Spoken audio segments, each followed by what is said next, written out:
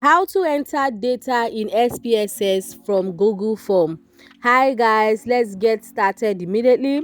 Now the first thing you want to do is to be on the Google form you created, and next you want to head over to the top of your screen and click on responses. Now you want to go to the three dots at the right hand corner of your screen and tap on it. Now you want to locate download responses in brackets CSV, and then you want to tap on it.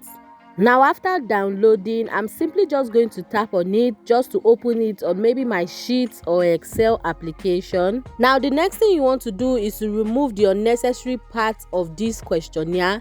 For instance, the time and the date the questionnaire was answered. I don't want it imported into my SPSS, so I'm simply just going to remove it. Now it's time to save up the document, so you want to head over to the top of your screen, and then I'm going to click on save. You can also go ahead and select the location where you want this file saved to. I also changed the file name, and then I clicked on save when I was done.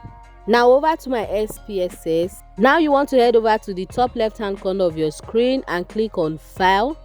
Now you're going to scroll down to where you see import data. Now you want to tap on CSV data, and then you want to go ahead to select the file that you just saved from either your Excel or your Sheet, whichever app you used.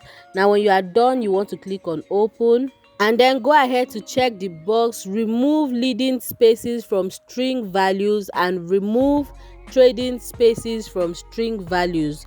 After you're done, you want to click on OK. And guys, that is how easy it is to enter data in SPSS from Google Form.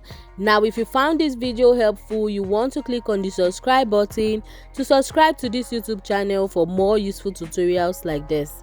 Now I'll see you in my next video. Bye.